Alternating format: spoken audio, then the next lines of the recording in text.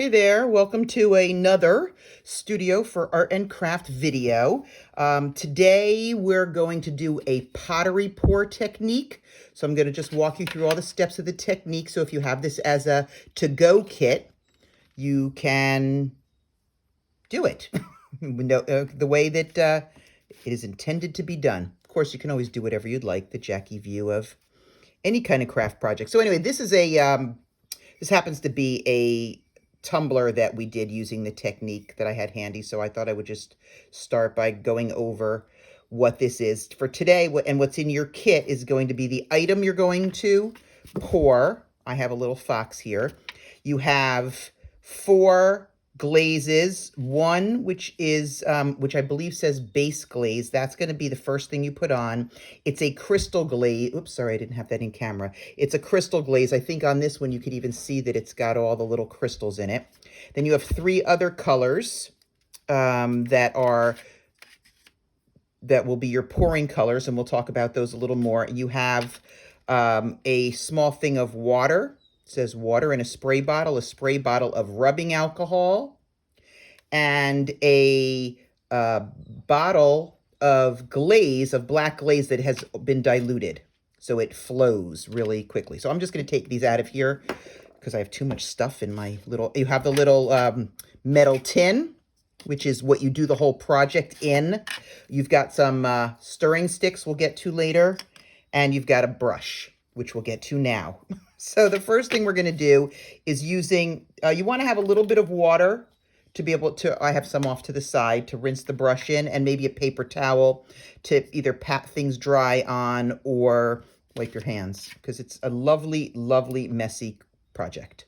Hence the metal tin. So the first thing you're going to do is just take a coat of the crystal glaze and apply that all over your piece, except the bottom. Anything that touches the table, so to speak, should not have glaze on it. It will, yeah, it can't, so don't worry about it. Just don't. So you can see I'm applying a fairly heavy coat. No, in this case, since it's got all this, these crevices and things on it, I'm kind of dabbing it in. But basically, this is not a delicate move. It has to be really well coated. So, you want to definitely get in there and make sure you get a lot of paint on your brush. Partially also because that's how you're going to get the best crystal, oops, sorry for the noise, crystal dispersion.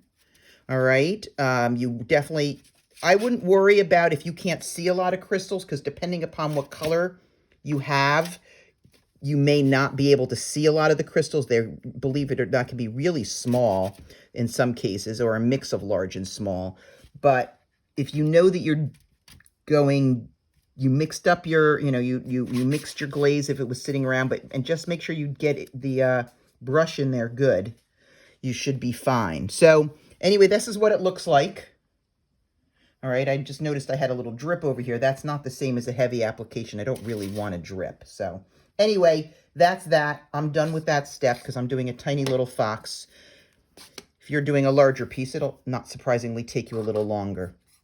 All right, I'm going to use an extra cup that I have. You can use, because when I get to the next step, I'm going to want to raise it, but I'm not going to touch him now because he's kind of wet. I'm just going to scooch him to the side so you can see the next step.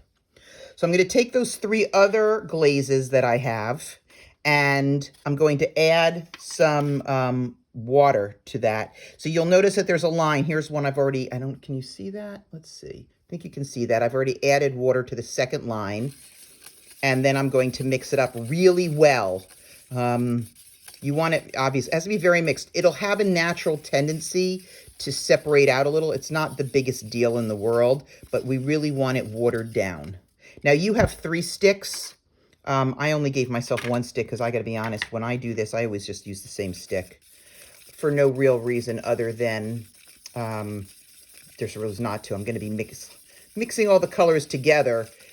So the fact that I basically use the same stick for them all isn't the end of the world. I'm just going to pour some water into here because I didn't. All right, so I'm pouring the water up to the second line. See what I mean about messy? Could be just me. I am a messy person. All right, so we've got them all done. 1, 2, 3. Where did I put the first one? Oh, it's right here. Okay. And so now this is dried up a little bit, so I can pick them up here. I'm going to put them up on here. If you have something to set it up on, I think you'll find this a lot easier. Any kind of a dish, you know, an upside down bowl would work fine. You can wash it off when you're done. The glazes are obviously, I suppose I should say, all non-toxic, so nothing will happen. So here's the thing. For right now, if your base coat is dry, it's no big deal.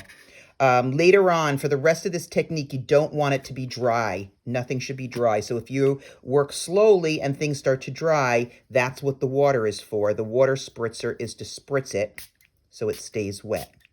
Okay, this is a wet painting technique. I did just say that it's not a big deal right now, but I just wanted to demonstrate that. And then what I'm going to do is I'm going to take the different colors, and I'm just going to pour them over. And I'm going to pour them in all sorts of kind of random directions. You may need to do a little tilting, okay, to get the kind of coverage you want.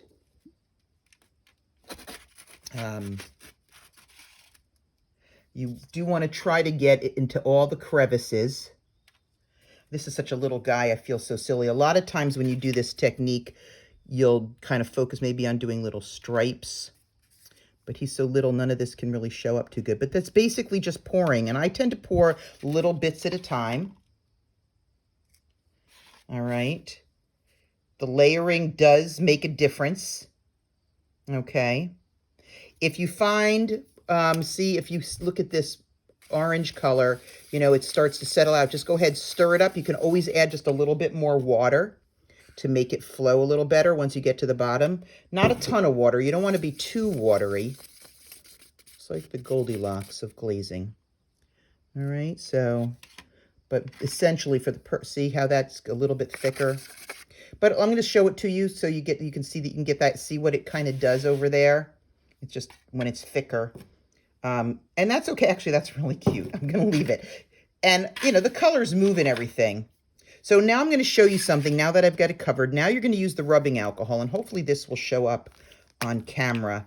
But what this does is it causes the paint to react in a way. Ooh, yes, you can see that great there. You get these really cool kind of bubbly designs. And that looks really good when this fires because it just causes the glaze to react a certain way. The other thing it does for the last thing that we do is apply some of that black glaze. The black glaze is more important than you think, all right? I'm going to do it. I want it to drip down, so I just will put some in different places and let it do its thing. If you're working on a faceted pottery piece, which is a very common piece to do with this technique, certainly following the lines of the facets looks really cool. A lot of times people think, oh, I don't want it to, you know, I don't want too much black, but my experience is that more black is better, just telling you.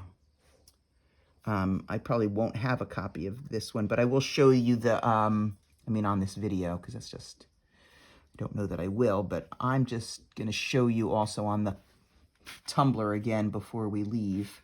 But I'm coming all over and adding lines. I don't do them all, you know, from the top necessarily.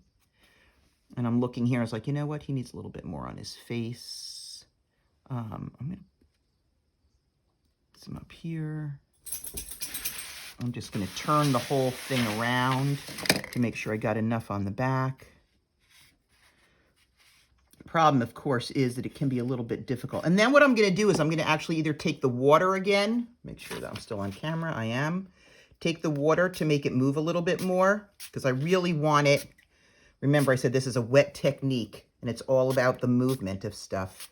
So you can do this again. You could add more rubbing alcohol if you want. You can just kind of keep doing this over and over again until you get the look that you want. Personally, I'm pretty happy with this. Well, no, I know he's got too much black on his chest. So I'm going to spritz him until I move some of that black off. All right. Loving it. And then when you do that, so what'll happen is, in this case, you can see on here, whoa, sorry, that's so close. Let's see if I can lift this up a little for you. So you kind of get a lot of the black really adds a lot more dimension to it than you might think.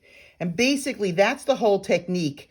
the biggest thing next is you got to let this sucker dry, and it'll take a little while. It's very helpful when it's dry, drying, to have it up on something, because otherwise it's going to be sitting in this pool of glaze, and that will all have to come off. It'll make it really hard for you to get it out of the tray. So if for some reason you didn't have extra cups in your kit, or you don't have something at home to use to keep it elevated, don't worry about it. All right, just try to take a paper towel and sop up all the extra, and then we'll worry about, we can easily get it off of there and get it wiped, get the bottom wiped up. But if you have any, ideally you have it up on here so it's hardly going to be dirty on the bottom at all. But that's the technique.